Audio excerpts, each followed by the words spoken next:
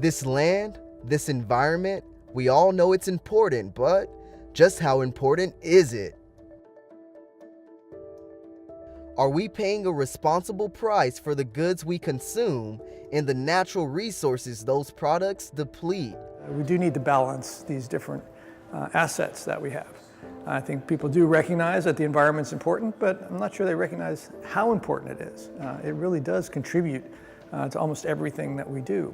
And if we fail to recognize that, we damage the environment. It's like damaging our other assets. The Vice Chancellor's Chair in Public Policy and Professor at Australian National University, Dr. Robert Costanza says not quite, at least here in Florida, his home state.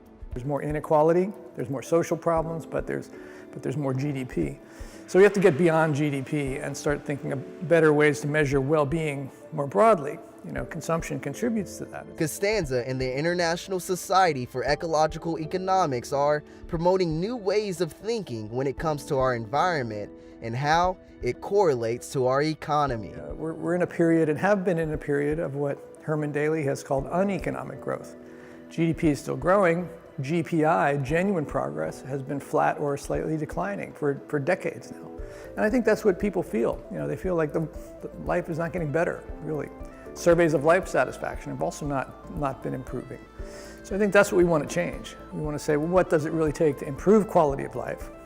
And part of that is getting off this misplaced focus on GDP and starting to think of well-being more broadly. In other words, putting more of an emphasis on the natural environment around us and how much we consume of it could in return help create a more sustainable economy and future for everyone, according to Costanza. It's not a sacrifice to deal with these environmental problems. It's not the economy versus the environment. It's a sacrifice not to deal with these problems. I think that's the first thing.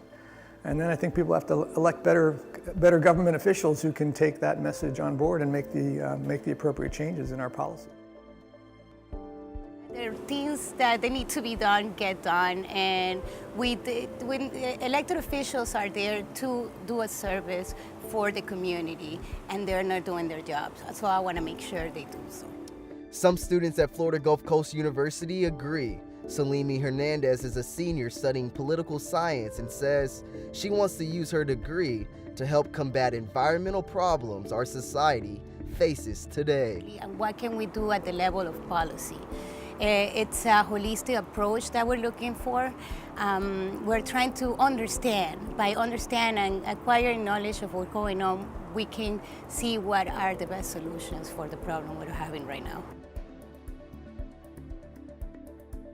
I do appreciate, the natural environment in Florida, and I hope that it can be appreciated more broadly, and that appreciation can really end up in the design of a system that really is sustainable and desirable.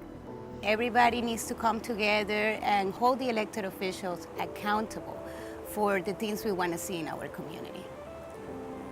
Chris Grisby, For Truth Media.